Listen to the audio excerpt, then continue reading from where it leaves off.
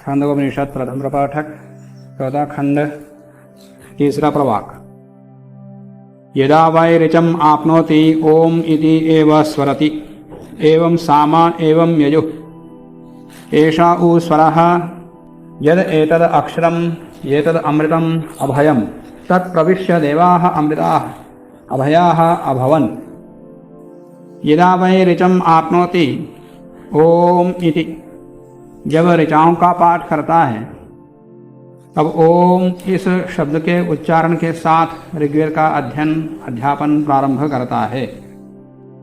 एवं स्वरति, इस प्रकार से उद्गीत ओम की उपासना करता है।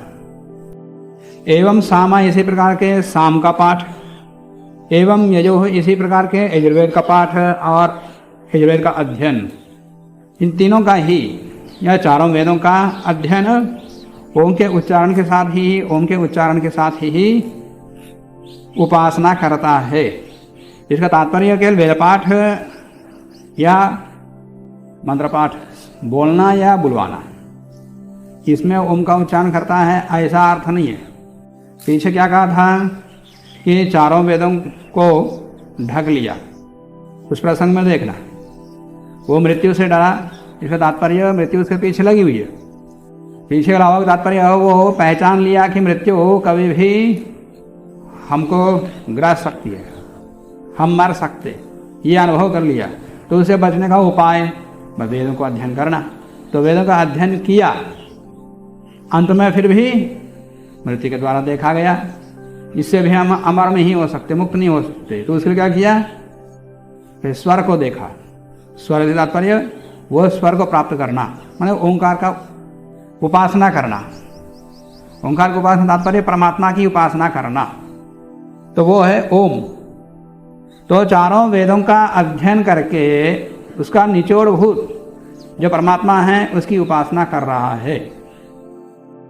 ऐसा उ स्वरः, ये वही स्वर है, ये वही ओंकार है, उद्गीत है। यद एतद् अक्षरम एतद् अमृतम, ये अक्षर है, मतलब ये नश्वर नहीं है, नष्ट होने वाला नहीं है, सनातन सदा विद्यमान रहने वाला है। और एतद् अमृतम, ये अमर है। और एतद् अभयम, इसके पास मृत्यु का भय नहीं है। तो मृत्यु भय रहित अमर हो और वो सदा रहने वाला हो, ऐसा कौन है? परमात्मा। ये ओम अक्षर नहीं, वो परमात्मा, उसकी उपासना कर रहा है। जो उसकी उपासना करता है वह तो तद प्रविश्य देवा, ऐसे अभय अमृत और अक्षर ब्रह्म में प्रविष्ट करके अमृता अमर होए। उस प्रकार से इस समय जो भी उसकी उपासना करेगा, वेदों को पढ़ के वेदों के अनुसार चल करके अंतःकरण को पवित्र कर लिया हो, फिर उसके पश्चात ब्रह्म की उपासना करता है, तो वो भी अभयाः अभवन, वो भी अभय हो जाएंगे, अमर हो जाएंगे। तो इस प्रकार से केवल वेद का अध्ययन करना ये अपरा विद्या है, और ओंकार की उपासना करना, परमात्मा की उपासना करना, ये परा विद्या है। इसी उपनिषद में आगे आएगा, नारद और सनत कुमार इन दोनों की चर्चा, दोनों का संभाषण आएगा आगे। सातवां प्रपाठक, पहला खंड, पहला प्रवाक, वहां से 7-1-2। साहा उवाच ऋग्वेदं भगवो अध्येमि यजुर्वेदं सामवेदम् अथर्ववेदं चतुर्थम् इतिहासपुराणं पंचमं वेदानां वेदम् पितृयं राशिं देवं निधिं वाको वाक्यम् एकायनं देवविद्यां ब्रह्मविद्यां भूतविद्यां क्षत्रविद्यां नक्षत्रविद्यां सर्पदेव जनविद्यां एतद् भगवः अध्येमि। इन सब को पढ़ लिया, कोई विद्या ऐसा नहीं ये जिसको नहीं पढ़ा। नारद ने सब पढ़ लिया, चारों वेद, सब वेदांग और हर प्रकार की कला, सब विद्याओं को पढ़ लिया। तो इसका मतलब क्या है, वेद को केवल पढ़ा।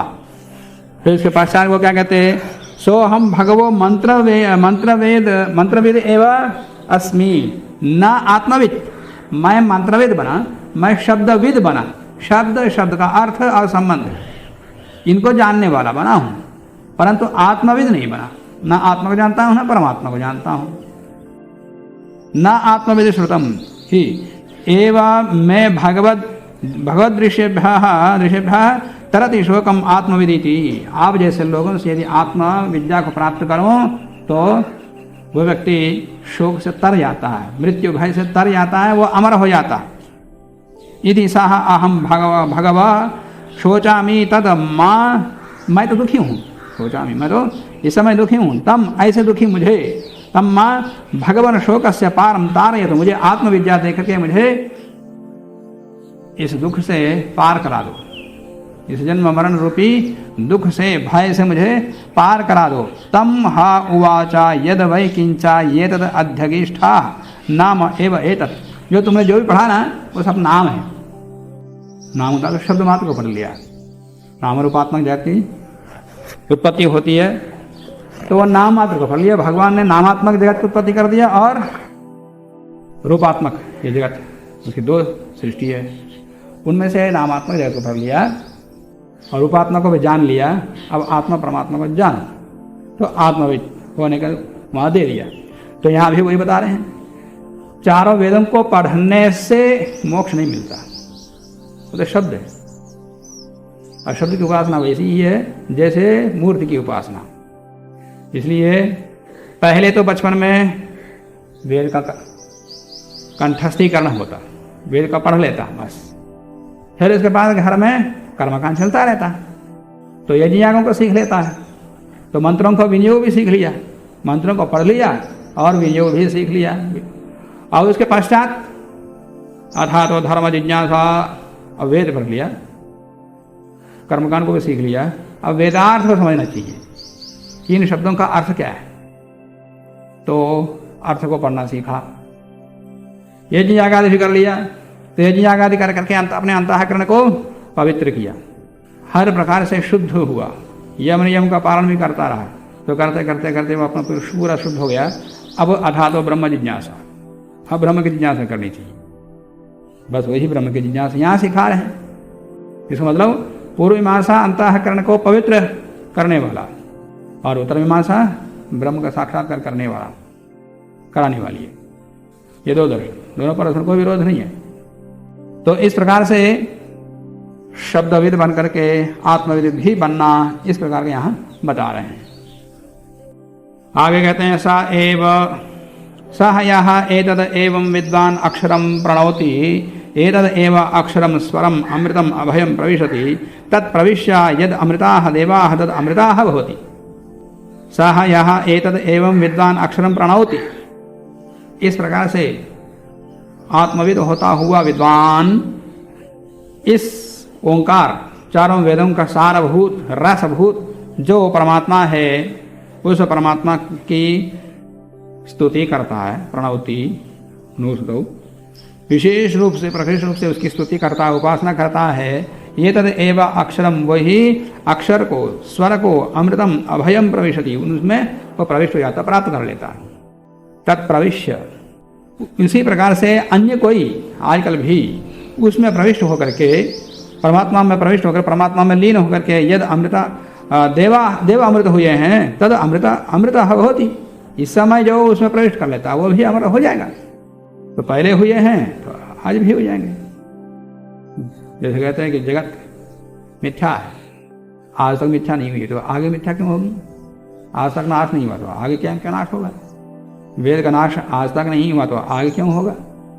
तो ऐसा ही आज तक जो भी ऋषि मुनि आत्मा परमात्मा तत्वों को जाना हुआ अमर हुए हैं तो आज भी होंगे, आगे भी होंगे। इसलिए बता रहे हैं कि अमृतः भवति, आज भी कोई उस आत्मा परमात्मा तत्व का चिंतन करता हुआ परमात्मा की उपासना करता है, उस उद्गीत की उपासना करता है, वो भी अमर हो जाता है, मृत्यु भय से मुक्त हो जाएगा।